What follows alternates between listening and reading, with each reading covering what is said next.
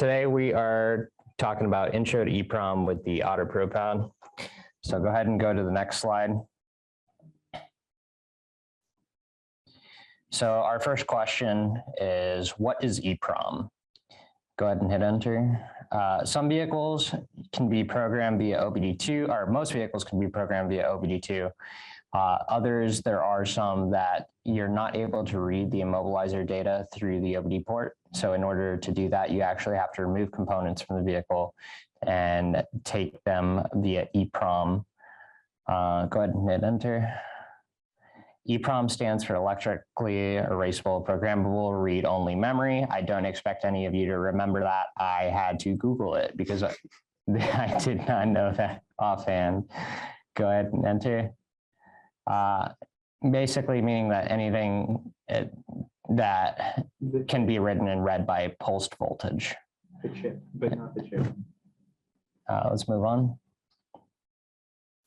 Use the word chip. Device. Guys use the word device. EEPROM guys use the word device, and I do say device throughout this presentation. So just so you guys know what that means. So AutoProPAD full versus AutoProPAD G2 Turbo. The AutoProPAD full comes with the basic EEPROM adapter made primarily for the use with SOIC 8 and DIP8 connections. We call them 8-leggy boys. Just 8-leg chips, very basic. You just clip directly onto them, read the data, and then you can pull the bin files and edit them. And everything in circuit. And everything that this EEPROM adapter does is in circuit, like Lyra just said. There is no out of circuit EEPROM. So what's in circuit versus out of circuit would mean that you have the full board and then you have the devices attached to the board, such as the microchips.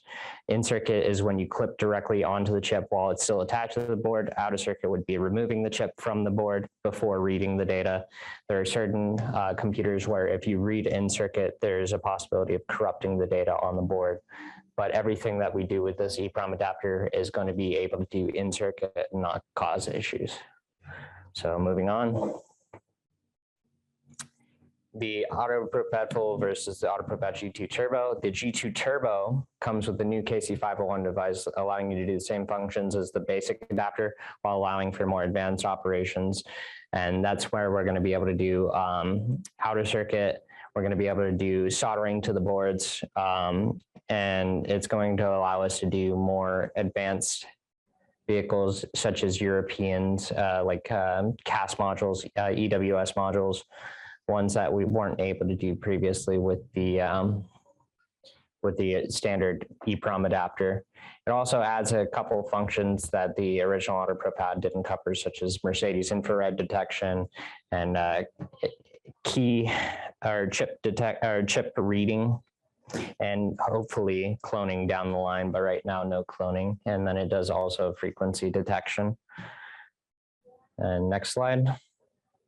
So the first basic reflash that we're going to be covering during this training is going to be Toyota and Lexus reflashing. And we call it the cornerstone of reflashing operations. It's one of the most common reflash jobs that you're going to run into. The vehicles are getting pretty old, the ones that required these.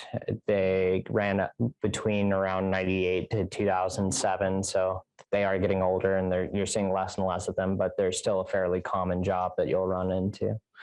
So Toyota and Lexus, moving on.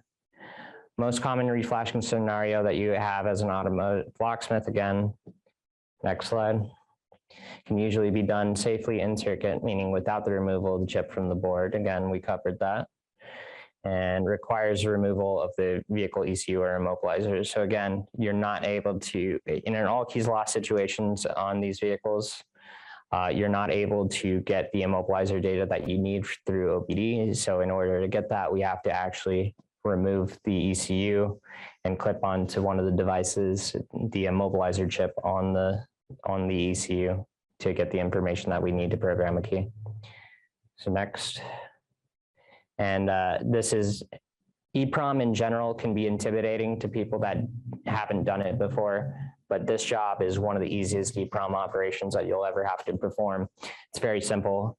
Hardest part is going to be getting it out. Other than that, it's just clipping directly onto a chip hitting read on your programmer, and then you just basically write over the file and pop it back in and do an onboard operation, and you're done.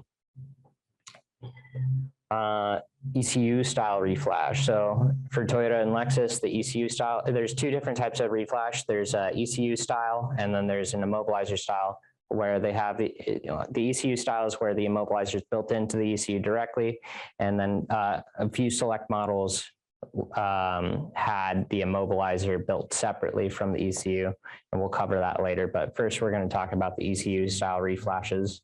So let's go ahead and go on to the next one. We have a question. Oh, it looks like we have a question. How do you know where the ECU is located? I actually have in this slideshow the ECU locations for the Toyota Lexus, and it's gonna show you every year, make, and model, and where the locations are. So we'll get to that in a little bit. Go ahead and hit next again. So again, ECU Style Reflash, it's most common of the Toyota Lexus EEPROM boxes. You're going to run into this style more often than you'll ever find the Immobilizer Style ones. The IC900 chip is the target device on these boards 99% of the time. If you look at the top right picture, you can see the little square that's highlighting the target device, and then below that is a zoom in of it. And you can see that where it says IC900 directly where the arrow is pointing. And then that chip, that 8-leg chip, is the actual device that we're going to be clipping onto to read the immobilizer data. So that chip in the middle, it might be hard for you guys to read. I'm not sure what it's on, how big it is on your side, but it says 93C56. That's the actual name of the chip, the microchip that when it comes from the manufacturer. And that is the chip that is on pretty much every single one of those, excluding some units manufactured by Delco. So I forgot to mention it in the PowerPoint, so I'll bring it up now. There's two different major manufacturers of these Toyota Lexus ECUs. There's Denso and there's Delco. Denso is by far the most common. You're going to run that into that 95% of the time. Denso ones are the ones with this very simple to use IC900 chip. The Delco units use a much larger, I think it's a 64-leg chip. Like an MCU, really? Our machine isn't actually able to reflash those, unfortunately, but those ones are super, super, super uncommon. You'll almost never run into it. But yeah, Is the IC900 in a consistent place on that board, or does it change? It goes from place to place depending on the board. You just have to look around the board. It's always going to be on the outside corners of the board, somewhere around the outside corners. You'll just have to look for 8-leg chips, and then you'll have to look for the printed where it says IC900. But generally, you're going to find it on the outside of the board, and they're not that hard to spot. So let's go ahead and move on to the next slide.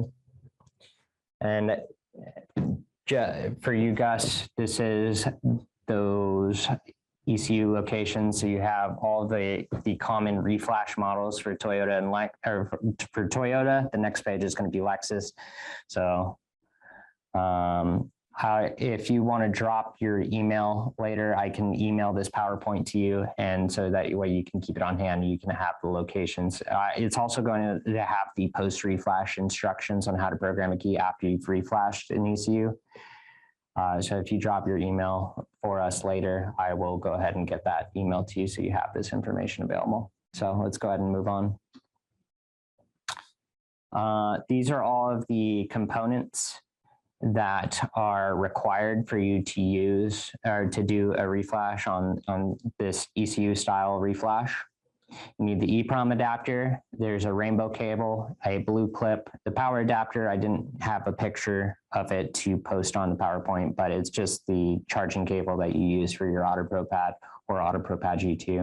And that's basically just going to plug into the main cable of the AutoProPAD, which the main cable plugs into the EEPROM adapter. We're going to have a video on this that's going to show the whole process so you guys will know what to do. So let's go ahead and move on. Here's that video. We're going to go ahead and play this for you. This is going to show you how to do the reflash with the AutoProPAD full, the legacy unit. Can you copy those emails and send it to me?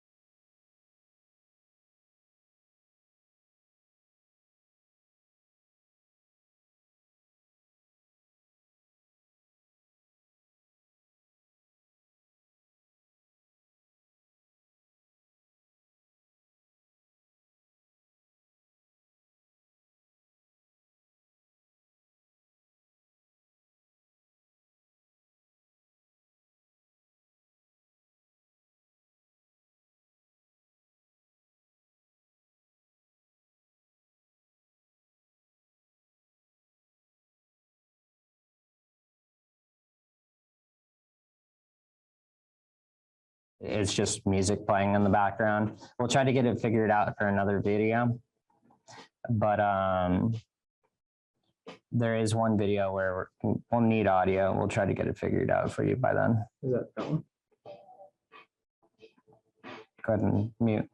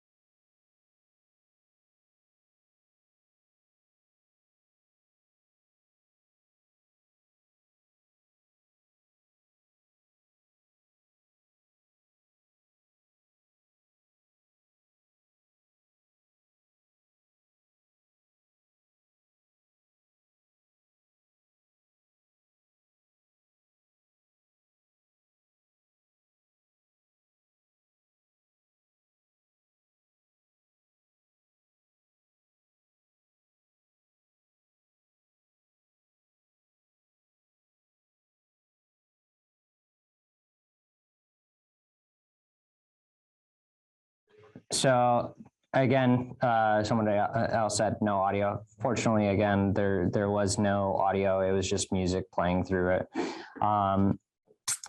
Do I have any questions so far on the process? It's a pretty straightforward process. You just put the parts together for the EEPROM adapter. You clip onto that IC900 chip that we referred to. Basically, on that rainbow cable, there's a brown wire that indicates your first pin, and there's a dimple on that IC900 chip, like a little indent that marks your first pin. You line that brown wire up with it, you clip it on, you go through the options on the AutoProPAD, you do the reflash, and that's it. And then from there, it's going to be onboard instructions, which I'll have the onboard instructions a little later on. I think for the next video, we're going to need audio though. I might have to move on and show that video later if we can get it figured out. But let's go ahead and yeah. So this is the parts that are required for the KC501 adapter. It's just the KC501. There's a pre-built SOIC8 clip that it's basically a combination of the blue clip and the rainbow cable, so you don't have to put those two parts together. It's already pre-built. Then you have the AutoProPAD GT Turbo. Oh wait, it says audio. Are you muted? Can you check if I'm muted? Can everybody else hear me? Your audio is good. We can hear you. Okay. Oh. Cool. Oh yeah, I can't hear now. We just couldn't hear video while it was playing. Oh yeah. I wasn't talking through the video. It was just music that was playing, and I guess you guys couldn't hear it.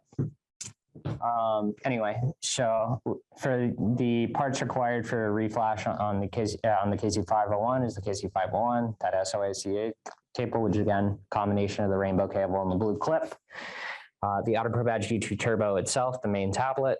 The VCI box, which is the vehicle communication interface, which is the little Bluetooth box that you connect to the OBD port, and it talks between the tablet and that Bluetooth box to program the vehicle, and then a power adapter to power up that VCI. And then there's a USB cable that goes between the KC501 and the tablet, and that's it.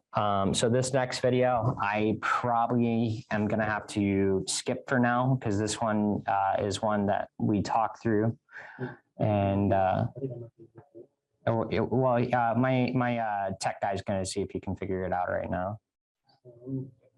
Hunter, can you let me know if you can hear it and when we get this going? Yeah, I will. Yeah, we can hear the audio. You're good. Yeah, that's already off because I had to switch it from A10 to the screen itself. So even now, even if I were to EEPROM, I'm going to go ahead and flash this ES300 ECU.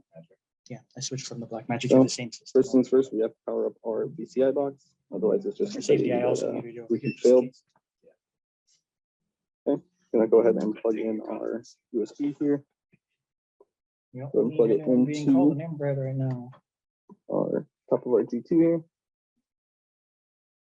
And then other end of our USB into KC501. Trying to multitask the these red two light. things and Power on manage my VCI. film team at the same time. Now we take our cable, red wire, needs to be facing you, and go in the first slots on here on your KC501. Hey, Bruce. Okay, push it all the way down in there, and then lock it down with the little blue rubber on the other side of it. You're at that giant. So, Just put like at and then say, it's not very secure in there. yes, there is quick support Kind of on one hand. G2 Turbo. So very quick support. I can't. Not while we're watching the video. I can't type in that. Secure. So now you're Yeah, 'cause just I going to tried run it and pretty much it like wasn't. normal. Go ahead and find your IC900 chip there. Red wire goes on the dimple spot there. So first leg there on IC900. Okay. Then we're going to go ahead and go to special functions Video. and shot this sound video? adapter. Is it just Data visualization. And so make sure it's all connected. I know it is. Toyota, 16-bit, and KC501. I know. I'm like, that's fair. And 128 by 16.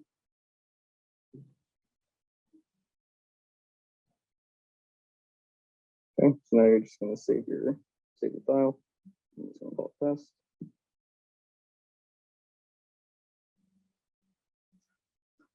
And click yes. So we complete file saved as the test, whatever your test bin is.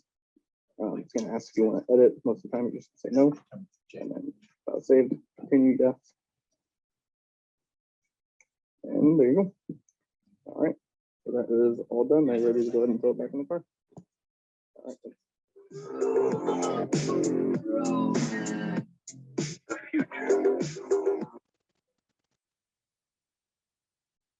Hi guys, I thought I was muted, but apparently it wasn't. But can we scroll up a bit? There was a couple of questions throughout it. So the first question I saw was from Giant said, can we remotely control the turbo via TeamViewer? Yes, there is built-in TeamViewer quick support.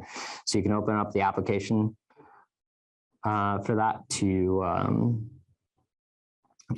remote control it. So yes, you can do that. And then let's scroll down. The KC501 will work with the G2, correct? Yes. So the G2 does not come, the standard G2 does not come with the KC501. However, if you get one separately, the AutoProPAD G2 will work with the KC501. Not with the legacy. But not with the legacy, not the original AutoProPAD or AutoProPAD Lite, none of that. The KC501 only works with the G2 or G2 Turbo. And then to Ryan, I wasn't saying anything important. I thought I was muted, so I was just talking to my tech guy and Lyra. So, and then does the ProPad have to be connected online for this? No, for any of these reflashing components, you do not need to be connected to the internet to do any of them. There's only a very select few things that you need to be connected to internet to be able to do with the AutoProPAD. A few of the things that I can think of offhand are BMW programming, Volkswagen programming. I think Chrysler Type 2 pin reads through OBD, but any of these reflashing options, you're not going to be connected online to have to be able to do any of this. So you're moving down. There's a. Hey, Tyler. So as far as yearly updates, how's that go? The yearly updates are still $600, same as the standard AutoProPAD. With our tool, with our tool, you do not have to purchase the $600 yearly subscription for the tool to still work. Anything that you download while you're within subscription will stay on the tool and stay functional. The only thing that you're going to miss out on is the newest updates, and you won't be able to call in for tech support if you're not within subscription. So those are the only two catches.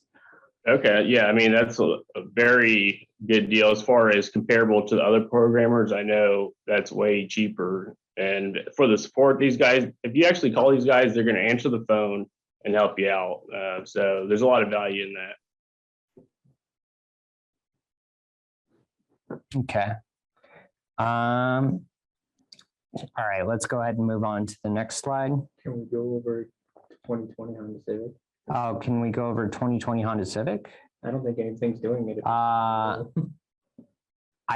I'm pretty sure 2020 Honda Civic is just going to be a standard. I don't think it's a new system or anything. So it's pretty much the same as any of the other Hondas that we do as far as proximity goes. Basically, you just connect the tablet. You would go into your Honda page, and then you select. I'm doing this off the top of my head, so bear with me. You would go to the smart key, and then I believe the option is Smart Key 3 or Prox 3 or something. I'm pretty sure it's Prox 3. You would go to all keys lost. I'm assuming it would be an all keys lost scenario. You can do add a key as well, but you would do all keys lost. The machine would prompt you to press and hold the start button. You would keep your finger on the start button and press OK on the tablet while you still have your finger on the start button to power it up.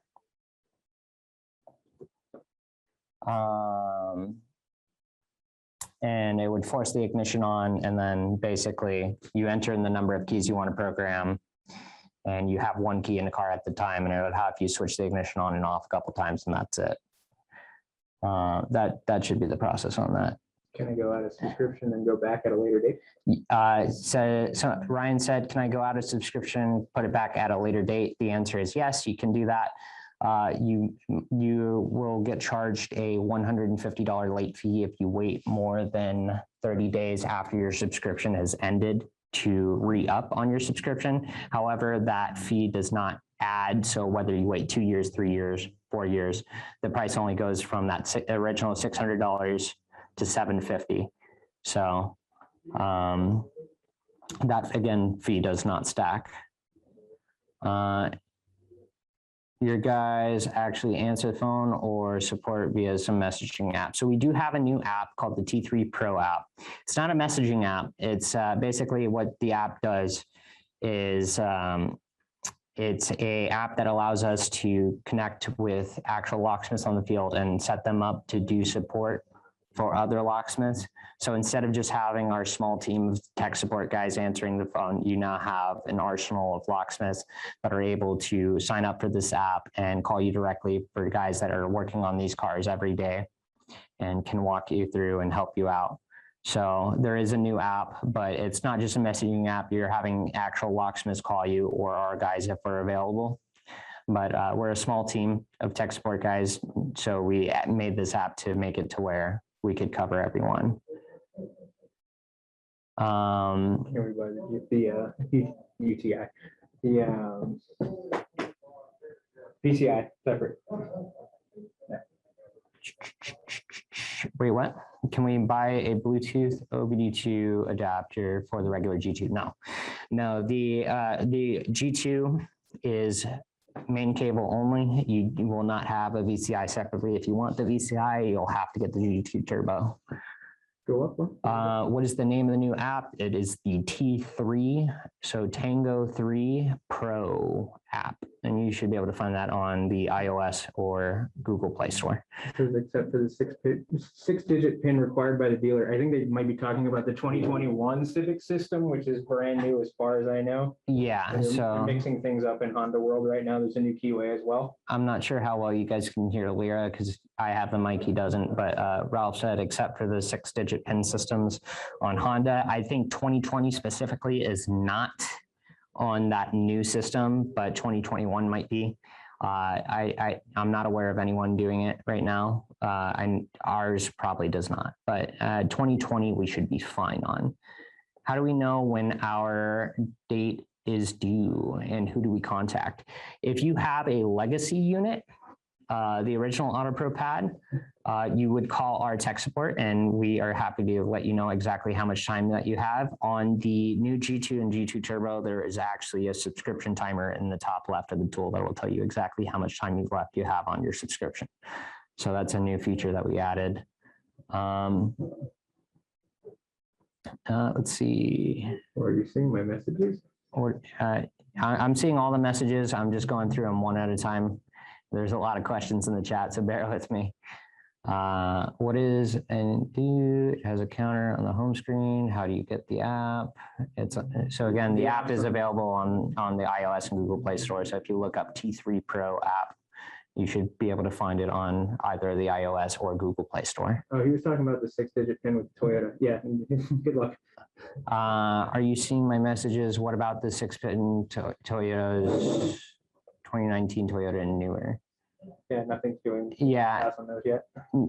Clear is saying nothing is doing the bypass on those yet, including our tool. So how do you register to get on the app? There will be, if you download the app, there will be a registration screen on it.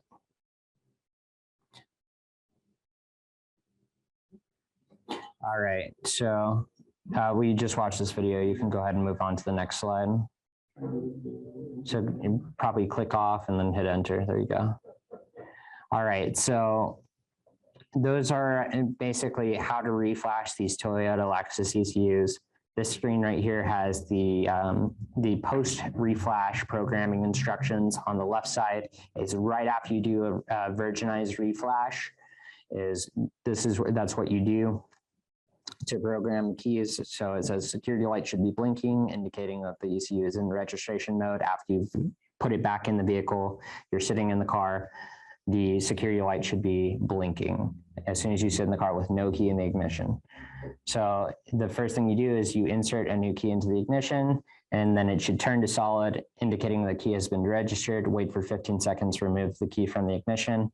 And then you do that 2 more times with 2 separate additional keys.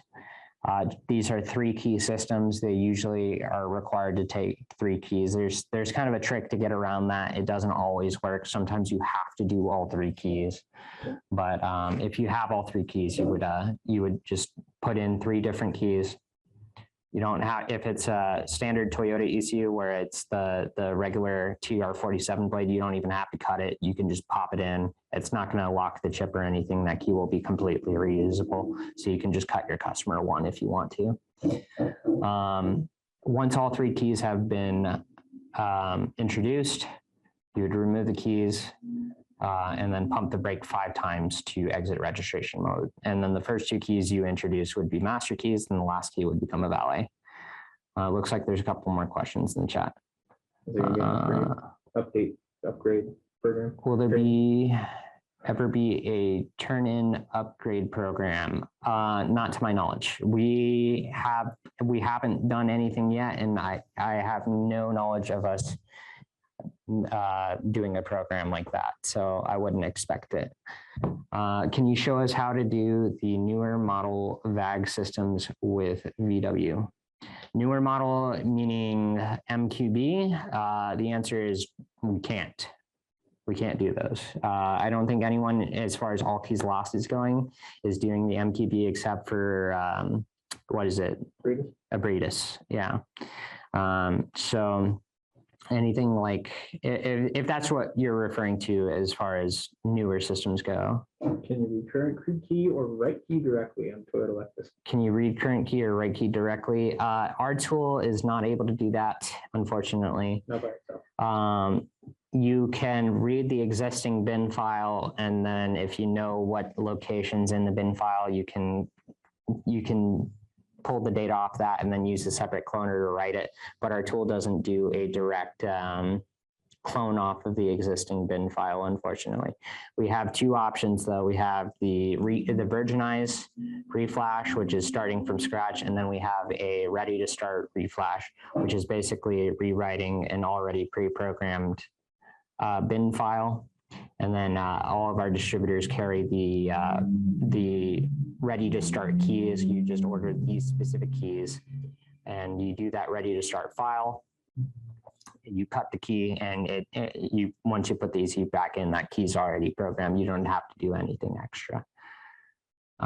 When you say repeat the step 2, is that again with the first key, or is it saying to repeat the second key? It's saying you would repeat the step with a separate key. So every time you're repeating the step, you're popping in a new key. So you would do that with a total of 3 keys. So you would have 3 separate keys. You would pop in the first one, 15 seconds, take it out, put it down, put in a second key, 15 seconds, take it out, third key, take it and put it in, 15 seconds, take it out. And then after that, all of them are programmed. You pump the brake 5 times, and the key is programmed. At the bottom, you can see a little tip. It says, if you'd like to program only 1 key, cycle the key through the registration process 4 or 5 times. So basically you would stick it in and out of the ignition about 4 or 5 times and pump the brake 5 times and see if that immobilizer light goes out completely with that key. If it remains solid, or if it remains solid throughout the entire process, you're going to have to introduce 2 more keys, unfortunately. It works sometimes, other times it doesn't. Yes, it was. I'm having a surge in VW, so that's why I got the G2 Turbo. Can you explain what we can and can't do with VW?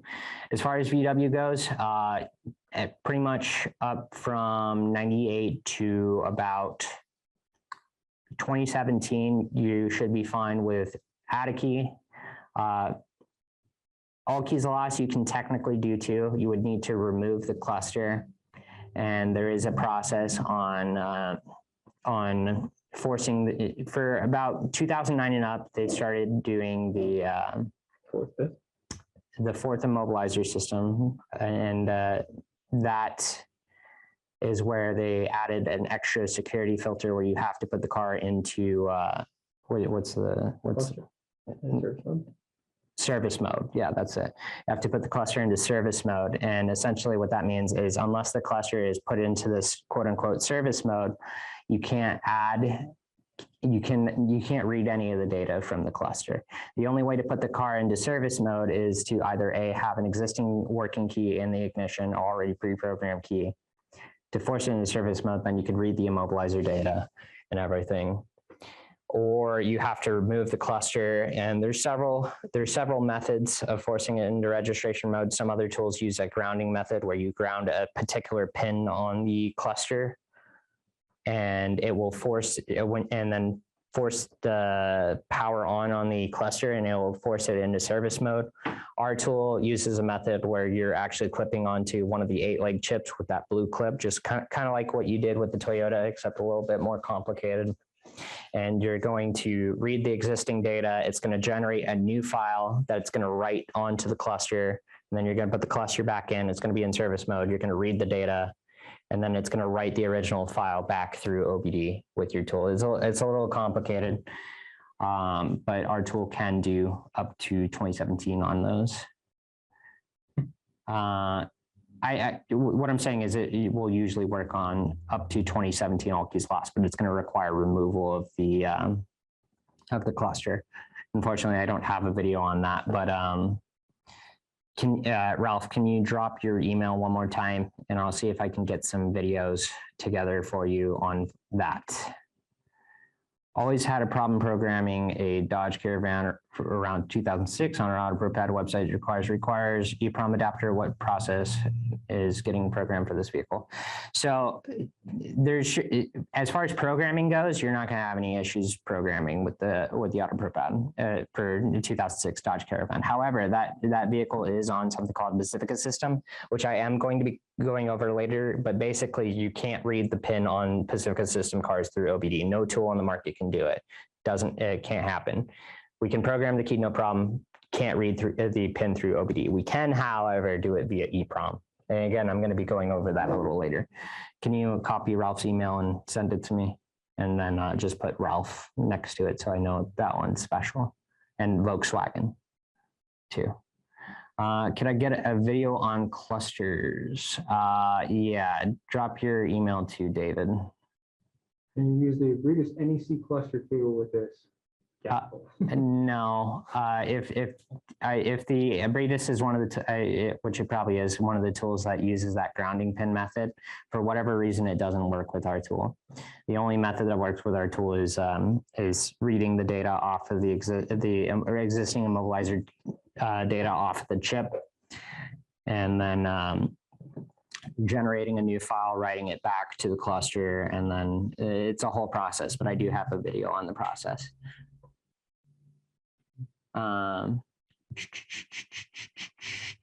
And then just copy and paste all those emails and put VW next to the ones that are asking for that, please.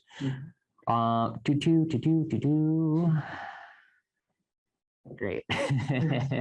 All right, you know what? I'm just gonna drop that video on the same blast email with the PowerPoint so everyone can have it.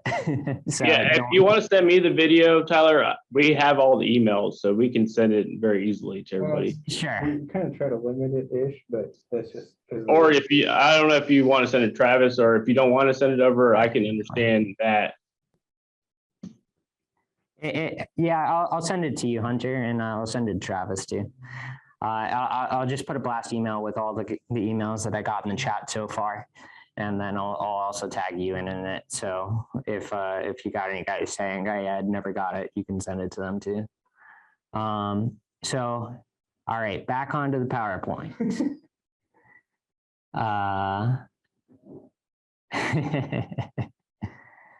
Back onto the PowerPoint. Ralph, just one more thing, actually. Basically, nothing's doing MQB, all keys lost, which is the newest systems. That one's still being cracked. But fourth immobilizer, Volkswagen, most tools are doing that via all keys lost, including ours. It's just it's a little bit of a complicated process. Not super complicated, but a little bit. All right, so on the right side, we have an add key instruction, and basically that doesn't require any tool at all. It's assuming you have an existing master key. Once you have an existing master key, you can just use this onboard process to program additional keys if you would want to on those vehicles, which the ones that I'm referring to are the ones that I had on that list earlier, where it had Toyota and all the ECU locations and everything. So you can refer back to that if you're ever confused. But I'm always confused. So basically you just insert an already pre-programmed master key into the ignition. You press on the gas 5 times, you press the brake 6 times, you remove the master key, you insert a new key that's not programmed, You press the gas pedal once, and then you wait about 60 seconds until the security light will start blinking. Once the security light stops blinking, that key's ready. You take it out, press the brake pedal, and then you're done. So that's the add key process.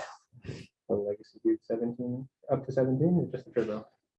Will the legacy do up to 17 or just, no, both tools will do up to 17. The original AutoProPAD and the turbo do up to 17 on the Volkswagens. All right, so let's go ahead and move on to the next slide. Virgin file versus ready to start. So I kind of mentioned this earlier, but basically there's two files that our tool uses. There's either a virgin file or a ready to start file, right? So the virgin file essentially is when it returns it to factory condition where it has no keys programmed. It's like it's a brand new ECU and it's waiting for 3 keys to be introduced. So that was that process that we went over first. Ready to start writes an already pre-written value or pre-written bin onto the vehicle where you can purchase, either purchase these keys from manufacturer or we actually have the data that you can pre-clone onto these keys yourself if you want to available. So like a cloner, for example, like the CN900, you can manually write data onto a 4C chip. You would just type out that data, clone it onto it, and then you have a ready to start key that you can program. Or you can purchase one key and keep cloning off of that original key. And you'll never have to purchase another one. You just need one, and then you can just keep that one and keep cloning that chip onto new ones if you have a cloner. It's also nice if your customers keep using the same key over and over again. One thing that it's not an issue with our machine, it's an issue with basically every reflashing machine. It's unknown why, but with 1998 year Toyota and Lexus vehicles, there's a known issue where if you try to do the Virgin flash, it only works about 50% of the time. So if you run into one of those vehicles, you actually either have to with our tool, you have to get that ready to start key and write that ready to start file, or you can we have another option called the non-transponder file, where basically it's a bin file where there's it doesn't require a key to program. The only thing that you need to know with that is if you do write that file, there's 5 plugs on the ECU. The middle plug, which is the smallest plug, you just have to make sure that one is not plugged in when you put the ECU back in. 98 ES300, one of those, yes. The answer, 98 ES300 would be any 98 Toyota Reflash model, which 98 ES300 is one of those. The Virginized File only works about 50% of the time. So if you run into one of those with our tools, you have to use the ready to start file or the non-transponder file. Maybe we should request a class on how to get customers to buy a key before they lose key and actually need, because we can't help it. Yeah, that's a doozy. You try to get anyone to spend money, they're not going to want to. They'll be like, oh, I'll be fine with my one key until they lose it. And then you have to charge them $300, $400 because they lost all their keys. Anyway. All right, so let's move on to the next. Oh, wait, actually, one more question. Are the ready to start or MO off files already included in our downloads? It's already on the tool. So basically, you would go to that EEPROM adapter option, data initialization, Toyota, and then in there's going to be 3 files. There's going to be a Toyota 16-bit file, which is your Virginized file, a Toyota ready to start file, which is obviously the ready to start file, and there's a Toyota non-transponder file, which is obviously the non-transponder file. All right, so let's move on to the next slide. So now we're going to move on to the Immobilizer Style Reflash. So this is going to be covering a few select models. So there was the ECU Style and there's the Immobilizer Style. So this is still within Toyota Lexus that we're talking about. There's only a couple of vehicles that use these separate immobilizer boxes, and I have the year, make, and model under there. So I'll go over that in a little bit.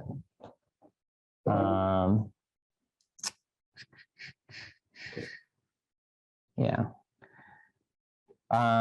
So this one's fairly uncommon. There, again, only a few select vehicles that use it. So it's 2003 to 2007 Sequoia. Those are the most common of them that you're going to find. 2001 to 2003 Prius, 2001 to 2003 RAV4. And those are pretty much all of the Immobilizer Style Toyota Lexus ECU. Well, there is no Lexus, but Toyota ECUs that you're going to, or Immobilizers that you're going to run into. Sorry, Immobilizer, not ECU, because it's a separate box entirely. So our target device on this is that IC2 chip, which it is another 8-leg chip. However, this one's a much larger 8-leg chip. It uses a different clip. We have another clip, which is also included with the machine called the, I believe it's called a Pomona clip, or a DIP8 is the technical term for it. It's a white clip that's made specifically for these IC2 chips. The designation for that chip is 93LC66A. You can't see it.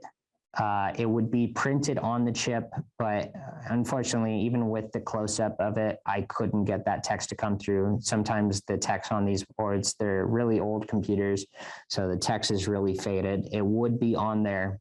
It's just really difficult to see, especially through picture. So let's go ahead and move on to the next one. This is what the parts that you're going to require for the original AutoProPAD, the legacy units. You got the EEPROM adapter, the rainbow cable, DIP8 clip, which is that white clip I was just talking about. And then one of the weird parts is there's a grounding wire, or just basically a separate wire that you clip on, you put onto that red PCB of the EEPROM adapter. There's a little label on there that says GND on one of the pins on the end. You put it straight into there. And then that little pogo clip is going to clip onto a separate component on the board to ground it out, which there's going to be a video showing you the process on how to do that. And the power adapter, and then the AutoProPAD with the main cable. So let's go ahead and move on to the next one. And here we're going to have a video on the process. Just make sure we have audio, even though it's just going to play music. I'm going to mute during this process, so you guys will just have the music and the video playing in the background. If you have any questions, feel free to ask.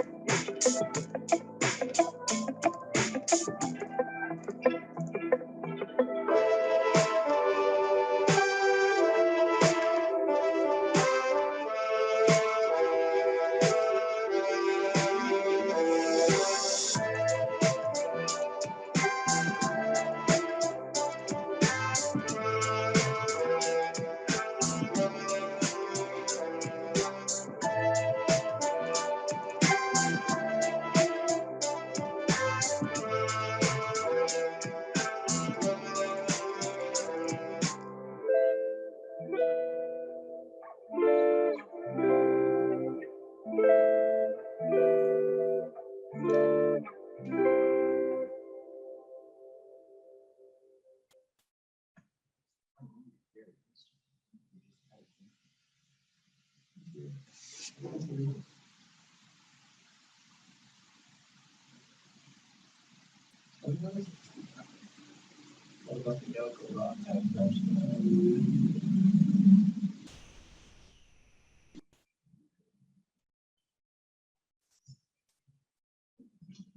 you have to think about it when you press the button? During this, he was telling me to slow down. So I don't have to think about anything. And I just press button. All right, that's it. All right. That's it for that process. So the only thing really special about that process is really just the separate white clip, the grounding and the grounding wire are the main thing. Other than that, it's pretty much the same. It's still in circuit and everything. So we got a few questions. Is the white clip and the poke clip are supposed to come with the programmer? Yes, they are supposed to come with the programmer. If you didn't get it, then we can talk about that when I email you. But says, okay, for real, I've got a customer with a 2021 Durango and I've tried everything. No go on a second key, and I'm scared that if I clear the system, their key will fall out. So as far as like 2021 goes, I haven't touched a whole lot with the Chrysler Dodge Jeep. I have done like 2020, 2019, any other ones that use the SGM. I don't know if that system has changed is the only thing. If it hasn't changed and it's just like the other ones, it shouldn't be a problem. You just plug into the SGM, which we're going to be talking about security gateway module a little bit later in the presentation. You should be able to read the PIN code, and I would check number of keys. First of all, make sure that it's not at the maximum number of keys, because that's going to be your main issue, right? If you have, if I had to guess, the maximum number of keys on the car is probably 4. If you have 4, then you would need to clear keys. But if you have any less than that, you should be able to just add a key. If it's not accepting a key, it's most likely your key. It usually ends up being the issue. If the programmer is putting into programmer mode where it's telling you to press the unlock button on the key, then you're already in programming mode. It's just looking for the car's looking for the key. If it's not finding it, it usually ends up being the key, especially with these aftermarket keys. It's a pretty common failure on these newer Chrysler Dodge Jeep cars. What about that? How do I get logo icons to appear on main screen instead of just the vehicle manufacturer name? What do you mean by main screen? I think he's talking about just adding logos to the original AutoProPAD. We are not allowed to. Well, in general, we're not allowed to add logos to our machine. We had it for a little while, but manufacturers were cracking down and actually suing different manufacturers for having logos on their tools. So we don't support that anymore. But there's somebody that set up something with the legacy units where you could email, I think it's autoprologos@gmail.com, something like that. And they would send you the logos and the instructions on how to add it to your tool. With the AutoProPAD G2 and G2 Turbo, there is no option for that. It's just the names. So logos aren't going to help you program the car any higher. I know it's any better. I know it's pretty, but you know, we don't have it on the new tool. What about the Delco boxes? I did mention those earlier. Unfortunately, we are not able to do Delco ECUs with Toyota Lexus. We can do Denso, which is going to be 95% of the ECUs you're going to find with Toyota Lexus, but the Delco ones, those very uncommon ones, we're unfortunately not able to do. Hopefully we might be able to do it with the G2 and G2 Turbo later down the line using soldering, but not a lot of people like to solder. But that's something that we're going to have to figure out a little bit later. We don't have any solution for that right now.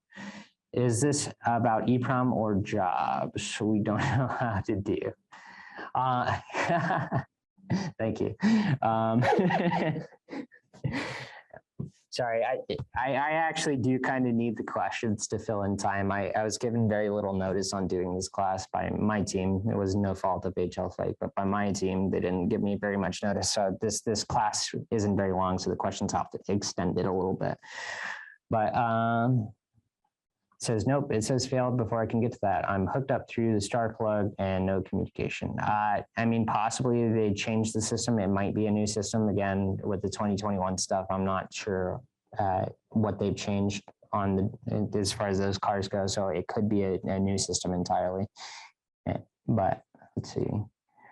Not pretty, just quicker to spot seeing logos. One convenient thing with the G2 and the G2 Turbo is now we actually have it in ABC order, excluding the top line. Top line is the most recently used options, but everything below the top line is ABC order, so it should be a lot easier to find now.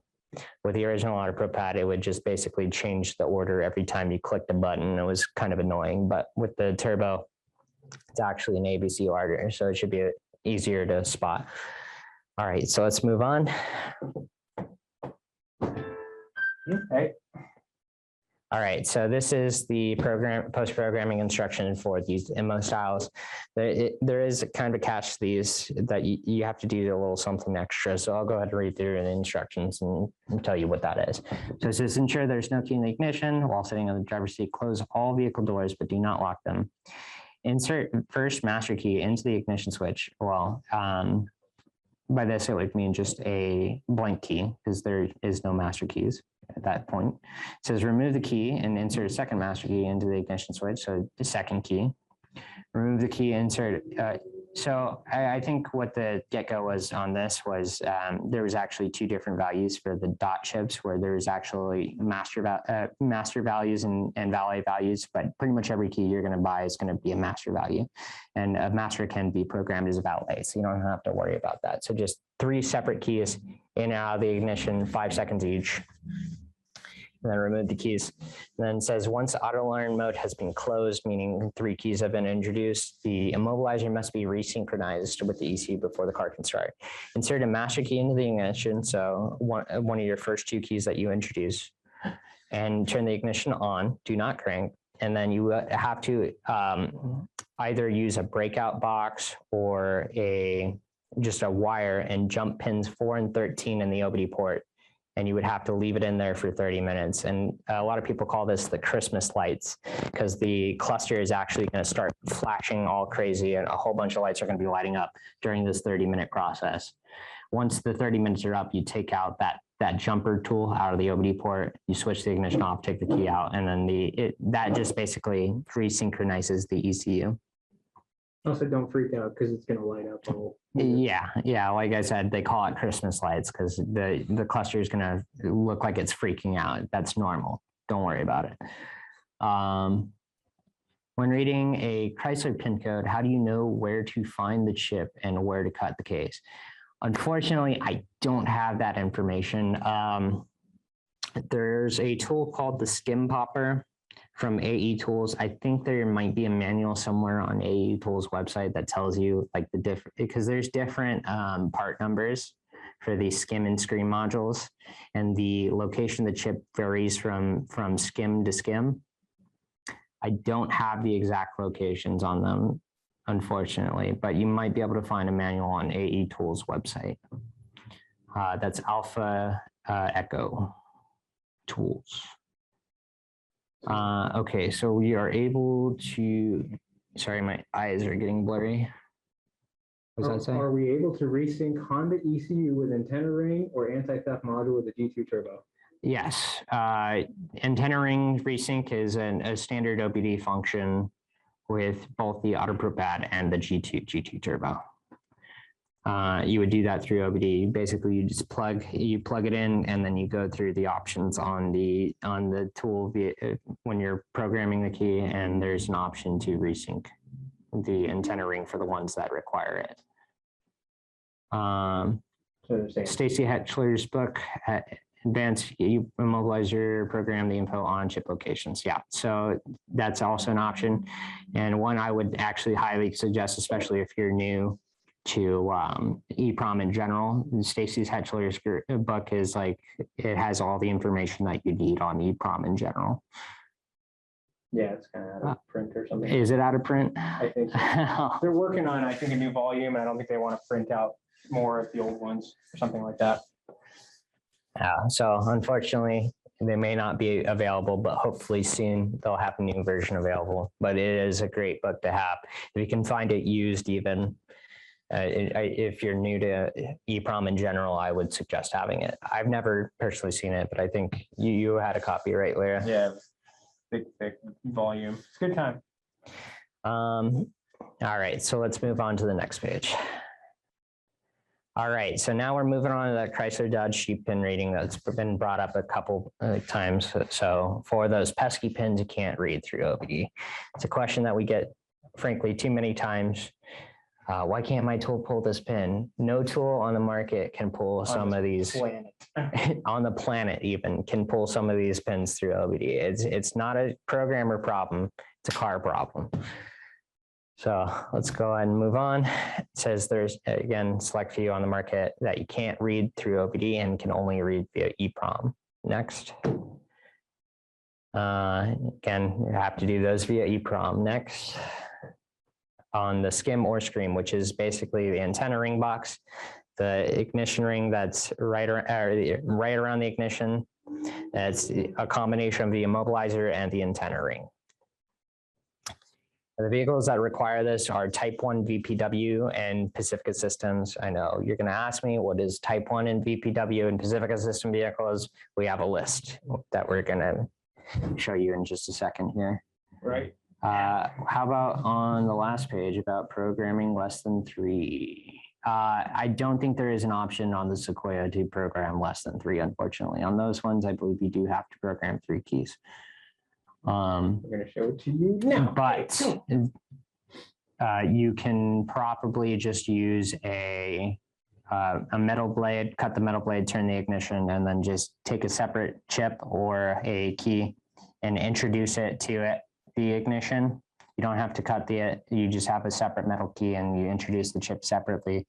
The chips don't lock. You can always reuse that key later. There's ways to get around it. You can use an E72. Yeah. Yeah. Oh, no, for Sequoia, it's 4D chip. So you have to use a 44D. Sorry. Yeah. But for the older ones, the ECU reflashes, yes, you can even use a Ford H72 key as the chip because they use the same chip as the 43s, toy 43s.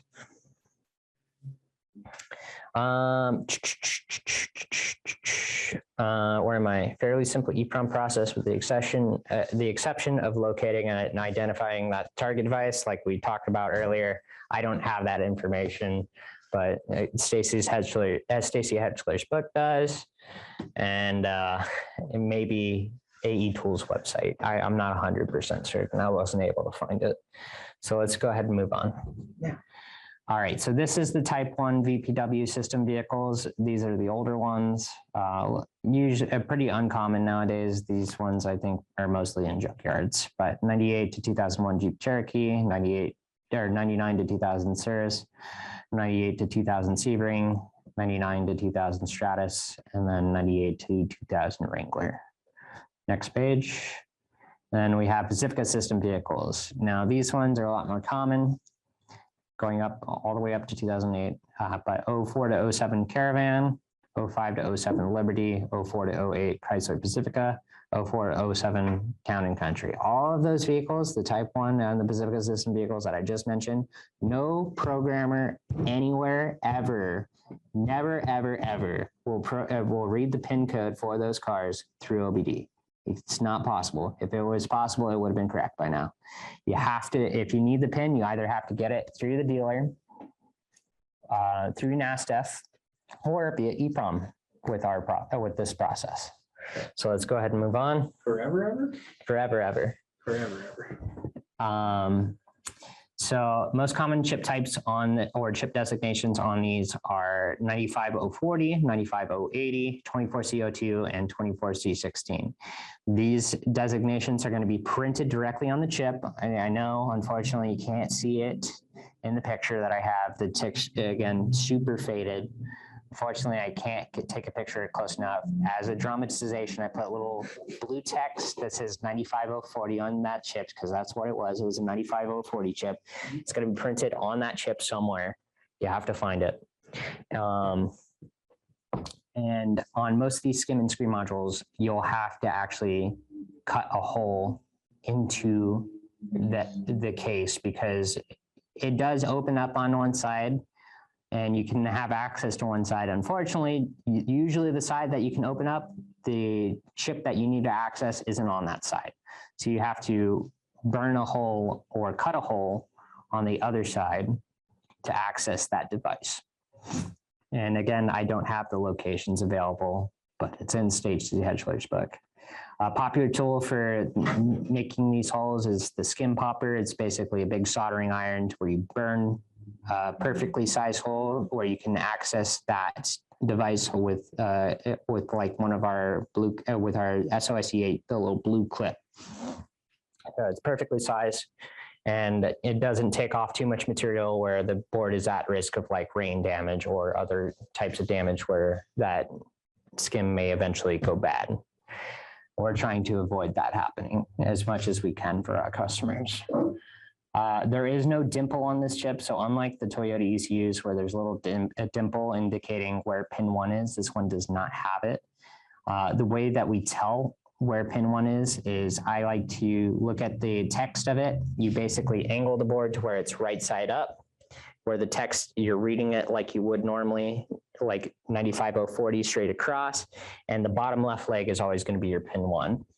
So as you can see where that blue text is on my chip where it says 95040, if we were to angle that to where I'm leaning my head right like this, bottom left leg is pin 1. All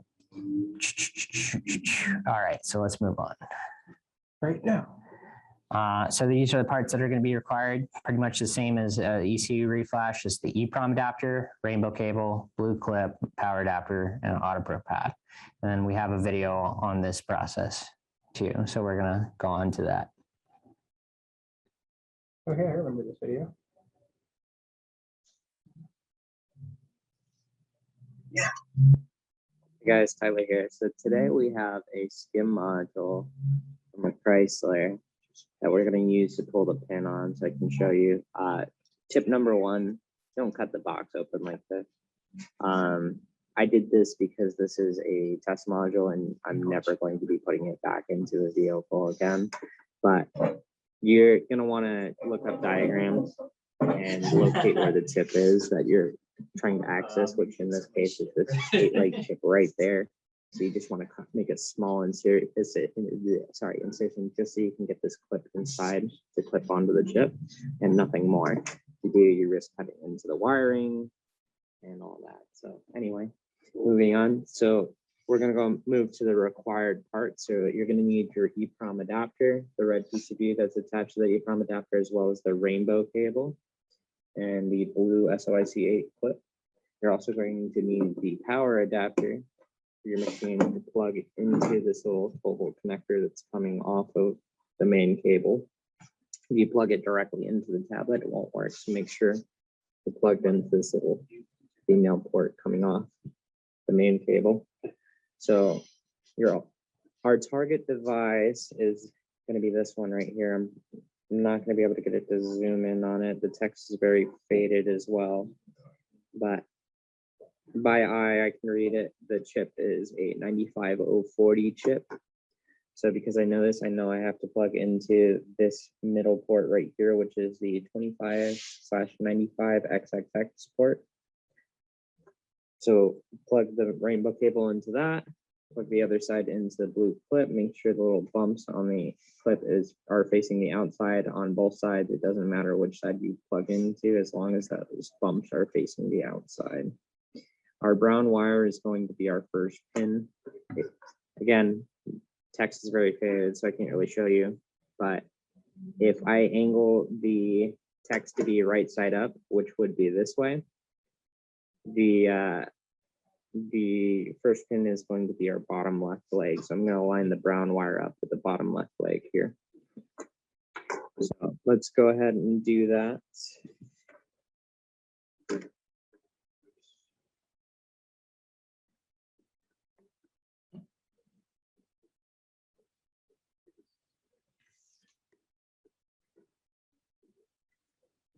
So now we got our clip on there.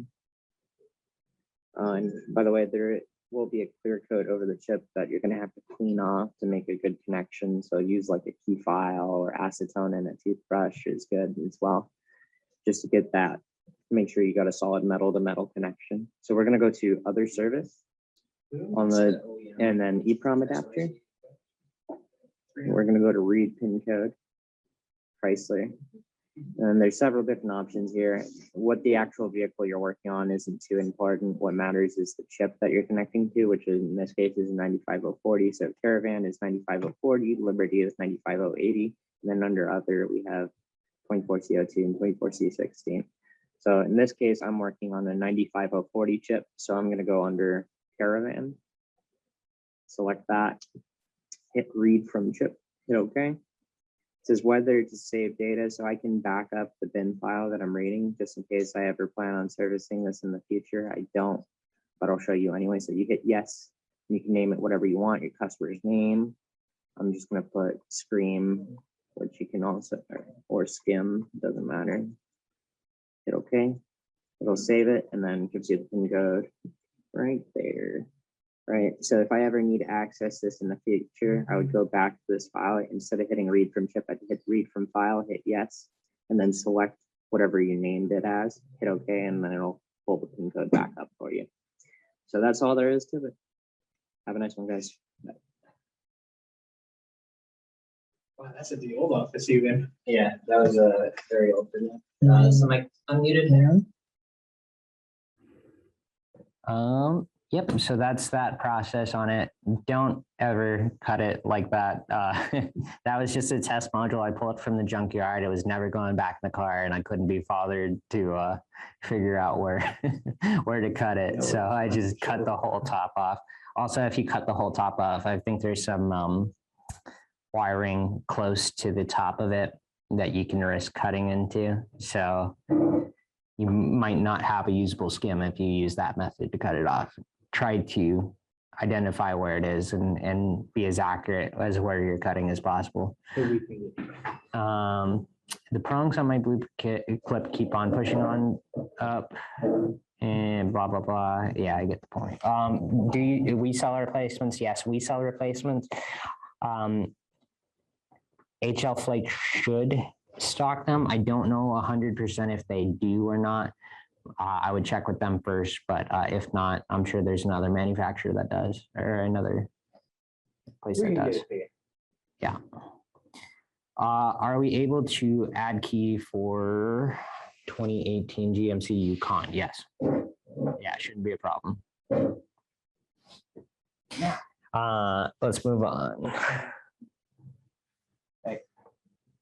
What we talked about? No. You want to take over for this, buddy? I can. All right, here. Let me get this mic pack off. I don't know. Okay, so we're going to talk real quick about the FCA security gateway module.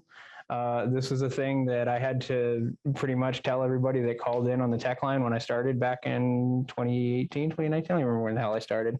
But I got tired of having to give everybody the same 10-minute spiel on why this is a thing, how it works, all that kind of jazz. So here we go. It's not quite EEPROM, but it's kind of in that same general vicinity. They're trying to keep us out. Kind of move on. I think this first thing is a video.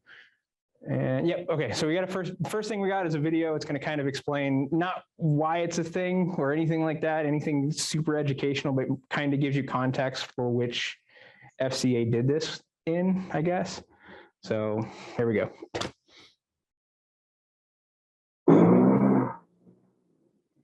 It's not fun to have your 2-ton SUV's brakes hacked just as you're parking in front of a ditch. Okay, hold on tight. Hold on. Oh. That's what I've learned from Charlie Miller and Chris Balasek, a pair of hackers who have spent the last year developing a piece of software that can wirelessly sabotage this 2014 Jeep Cherokee. It hasn't been altered in any way. There are no devices attached to it. But like many thousands of Jeeps around the world, it can be remotely hacked over the internet through a cellular connection to its entertainment system that would allow someone to take over its steering, its transmission, and even its brakes. To demonstrate that, I'm going to act as today's crash test dummy and drive it on the highway here in St. Louis, while Charlie and Chris hijack its digital systems from Charlie's house miles away. They wouldn't tell me what they had plans, but they assured me that it wouldn't be anything life-threatening. Remember, Andy, no matter what happens, don't panic. It's not the first time I've driven a car while it's being attacked by these two hackers. But in 2013, they were in the back seat and their laptops were wired into the vehicle through a port in its dashboard. Now they're sending the same sort of attacks remotely, and I have no idea what they might do. He's going as fast as I've seen him. So first we're gonna turn the fan on him. Yeah, let's turn the fan on, see if he even notices. All right, something just turned on, all the fans and AC and stuff. I didn't do that. The trick started small. Oh my God. There's a picture of Charlie and Chris in tracksuits that just appeared on the dashboard. But as I drove down the interstate, things started getting unpleasant and very loud. Perfect.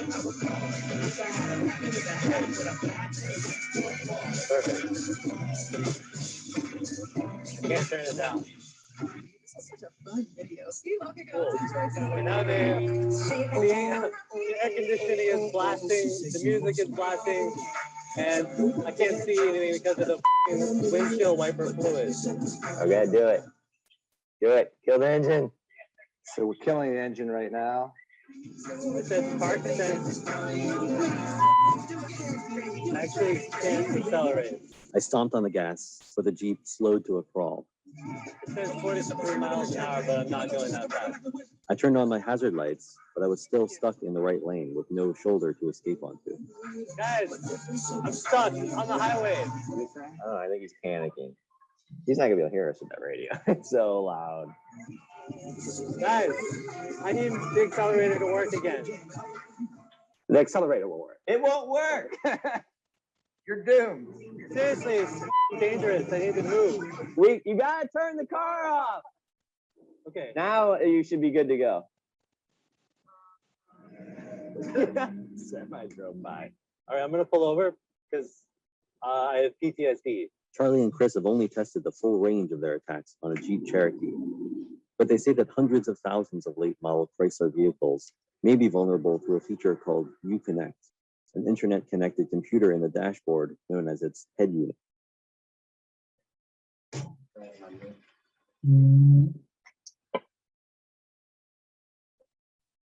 So that little clip was produced in 2015, and to their credit, only 3 years later, they plugged the hole, the security hole that they had that allowed, these pair of hackers to hack into the wireless control module or whatever this is on this vehicle, or the telematic stuff.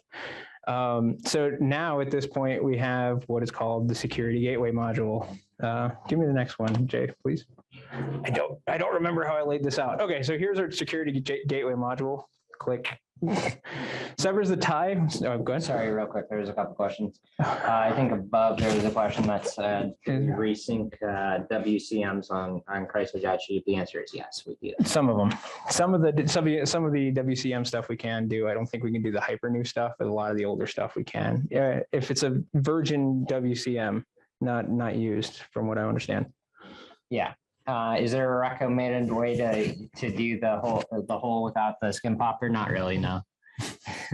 A Dremel, very shallow Dremel action. Mike, I'm going to be sending the presentation to everyone in the class today. Can the G2? Yeah. I think that's it. Okay, cool. Let's go. And then as far as the security gateway module, it severs the tie between the OBD2 and anything that we need to access for the key programming. Also does some of the diagnostic stuff as well, but essentially you plug into this section of the car, and then you have this block that allows us to not talk to anything over here, anything important on the inside of the car. I fucked up. I said WCM, I meant WIN. WIN. Yeah, that was for Chrysler Jeep. Yeah. To say WIN module. Well, actually, I think it's the same thing. WCM. No, Wireless control. I don't think so. I think it's a different thing. We can do some WIN modules. I don't think we can do WCMs. PCMs, maybe? I don't remember. We can do PCM.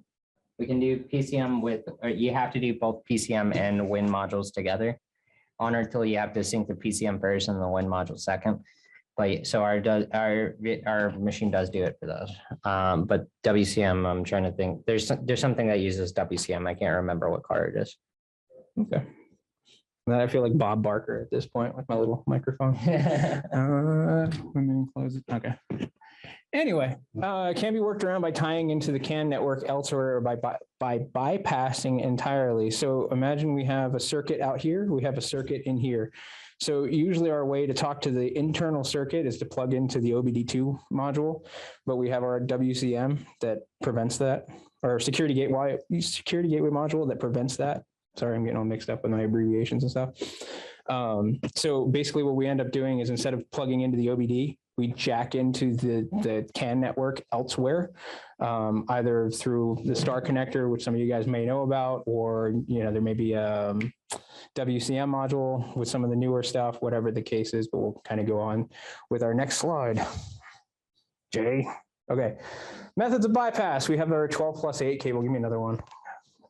So here's our 12+8 cable. It works. It basically removes the security gateway module box and just replaces the female inlet or the male inlet outlet for that with this cable, which you can plug your regular OBD2 port into. This is a pretty universal method, but the thing is a lot of those 12+8 connections that you're going to have to find are a pain to get to.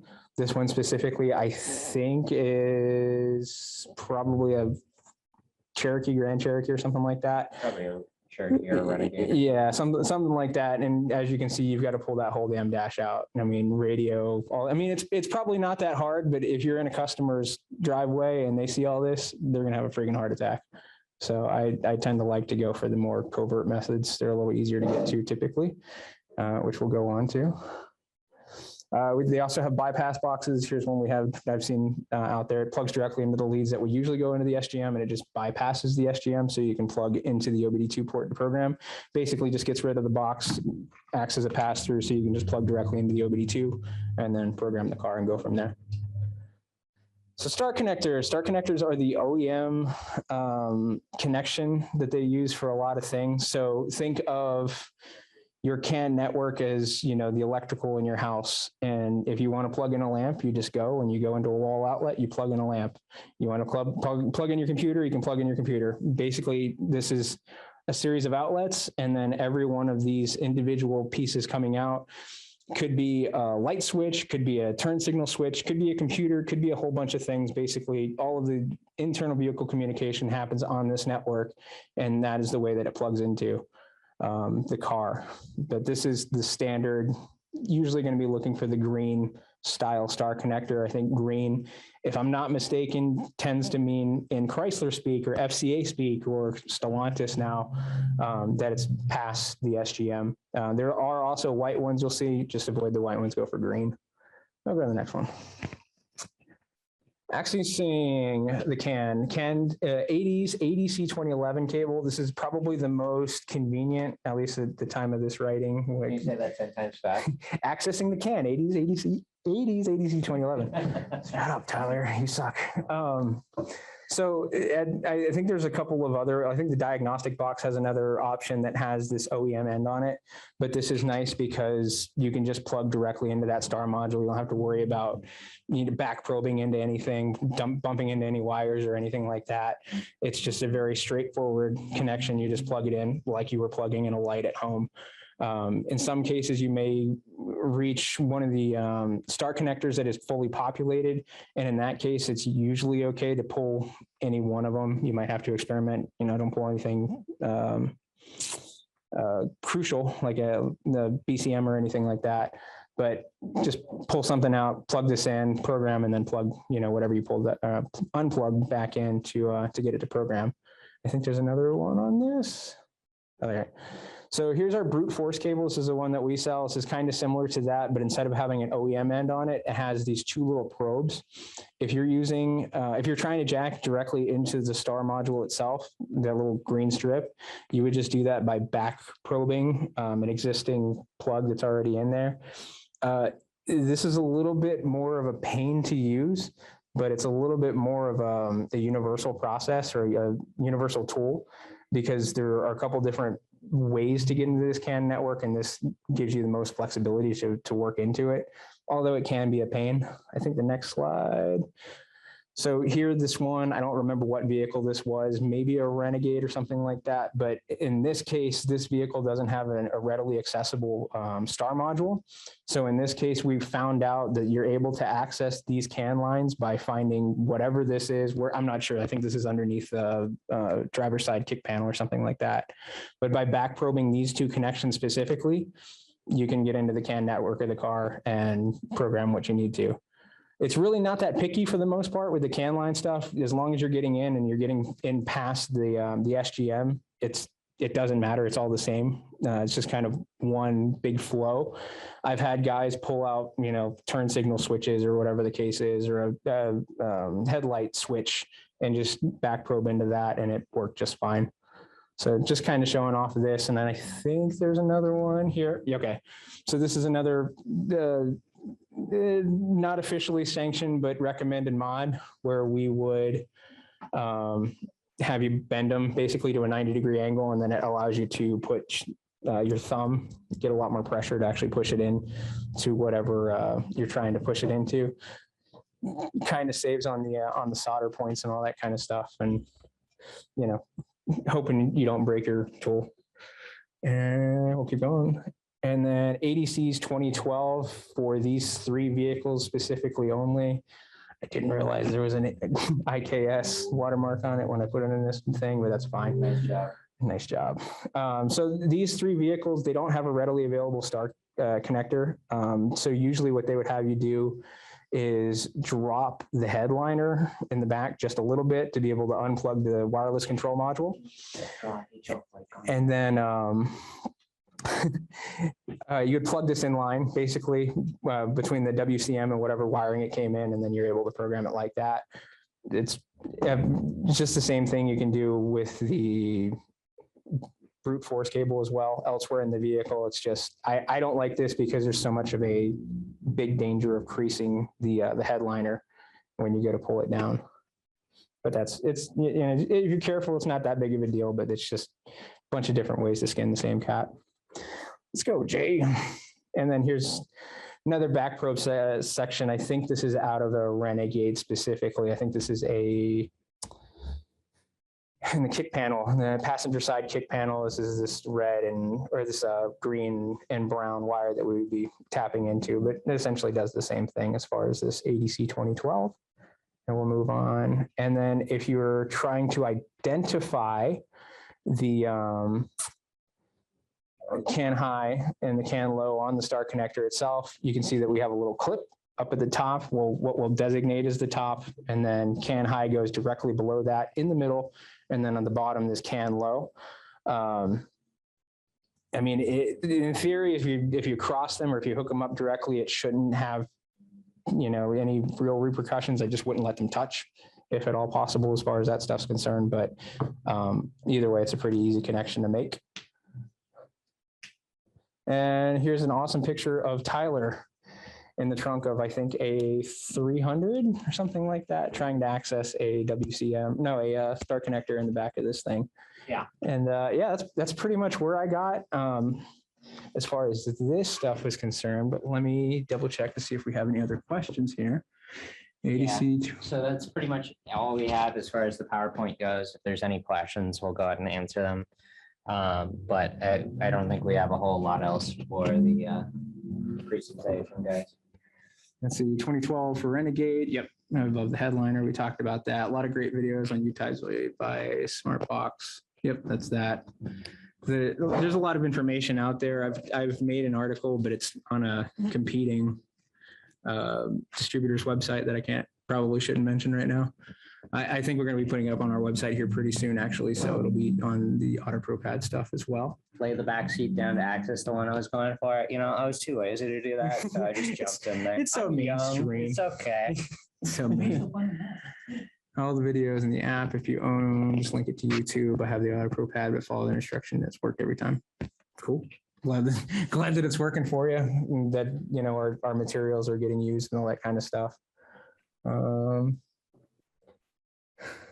I love how easy it sounds to have the balls to back probe when I'm always praying I don't fry the ECU. You shouldn't. No, you're fine. It just takes a steady hand, right? Knowing what you're doing. Yeah, it's like operation, like the car just starts smoking if you hit the walls or whatever the hell it is. It's really not that bad. Like I said, just don't let them touch. You could short out the can line. I mean, it'll probably fail to blowing a fuse or something stupid like that, but that's just more diag stuff that you don't have to go through if you are careful.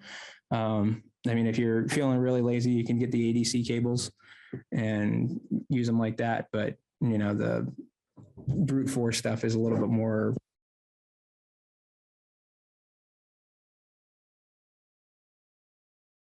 Yeah, I mean, as far as ECU, if you're not doing it, yeah, you got to take some steps like anything to learn it. But you're also going to be able to make more money because most locksmiths don't want to bother to learn the steps and buy the equipment needed to do what they're talking about today. So it's just another arsenal you can add to your locksmith service. If you're already getting calls and you're turning them down, it's kind of a no-brainer to go ahead and invest your time, invest in yourself, learn how to do it. It's really not that complicated. I know we're talking about ECUs and whatnot, but they give you step-by-step of where it's located, how to do it, and the programmer will take care of the flashing part. You just got to make sure you solder on each location based on information, and we have all the information, so it's really up to y'all. If you want to step up to the next level, you got to invest in the tools. But these tools are designed to make you money, and they will. If you choose to, learn how to do it and put it to work. And with that being said, we are running a show special.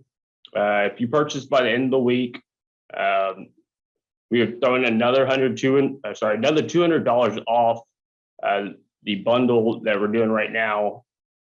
So I would take advantage of that if you're already in the market for this. Definitely a good time to get it. And I just wanted to give thanks to the guys for presenting. Thank you for taking some time on short notice. I know this is something that kind of stuck up on you, but it was really good information. And thank you for taking time after hours to share your knowledge with us. All right, did anybody have any questions before we end the class that we can clear up here? And if you have a mic, feel free and we can go and put your voice on here. Just message me in the chat box. Did it? Hello, can you hear me? Yeah. Yeah, I can hear you. All right, so someone in the chat says, what is the main difference on the legacy of the G2? The main difference between the legacy units and the G2, well, G2 Turbo specifically has that KC501. You can use the KC501 with the original G2, the regular G2 as well. That one's going to be the main difference. That one's going to add a lot more EEPROM capabilities as far as soldering onto like Europeans go. I didn't really cover this because this was more of an intro class. European is a lot more in depth as far as EEPROM goes. But that KC501, it has an infrared detector that's allowing us to do Mercedes. It's doing more advanced EEPROM work. And that adapter is really adding a lot more to our repertoire. But other than that, it's more hardware updates like faster processor, more memory. It also has a brand new UI, more advanced diagnostics. It has pre and post scan, which is allowing us to, pre and post scan is just a nice feature to have to be able to run a diagnostic report before you touch the vehicle. And then after so you can waive liability if the customer says, hey, why is my dash light on after you touch my car? You can say, these codes were on it before, these codes were on it after. Same codes, not my problem, essentially. But it just mostly quality of life issues. But again, that KC501 is going to be your main difference maker as far as programming capabilities goes. Ryan asks.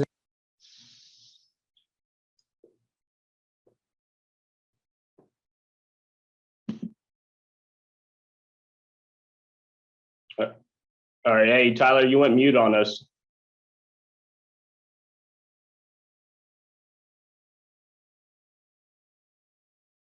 All right, 1 second, guys. We're having technical difficulties. There we go. We can hear you again. So we're talking through the camera microphone now. I don't know how It sounds pretty good. So where was I? Learning to solder. Oh, learning to solder. It's not that hard. It's just more intimidating than everything than anything. I would suggest just having the proper equipment, get a decent soldering iron, have flux. Flux is huge. And then just take junk modules from the junkyard and practice on those. Never touch a customer's vehicle the first time. Test a couple, grab a couple test modules, solder onto those, make sure you can properly do it with a junk module first. After you're confident that you can do it, then you might be able to work on a customer's car. But it's just you gotta practice. Practice makes perfect. They give a lot of classes at the big trade shows, Just Cars, Aloha, all that kind of stuff. And I would definitely suggest taking one of those so that, it's cool to follow along with a YouTube video, but if you're doing something wrong, it's going to be a lot easier for Stacy Hitchler to get out to give you a rap on the back of the head and tell you what you're messing up on or whatever the case is. So just a heads up. How do we know when to do EEPROM or OBD2? If you go to AutoProPAD.com, we have a supported vehicles list. Generally, if there's an application that requires EEPROM, we'll tell you right on the website. There's not a whole lot of vehicles that require EEPROM. It's very few. A majority of vehicles, you're just going to be able to program straight through OBD2. Toyota Lexus is like one of the main ones. For the older ones where you're going to need to do that, and those Chrysler Dodge Jeep things are like a majority of the ones. Or the common vehicles, European vehicles, a little farther down the line, those ones mostly need EEPROM for anything past like 2010 usually on European cars. Depending on the situation. Attitude is usually fine, but all the slots usually requires EEPROM. Can you scroll up? What would be most likely a problem if the vehicle won't go into onboard programming mode? It depends on the vehicle that you're talking about. I wouldn't be able to tell you just for any vehicle in general. There's a bunch of different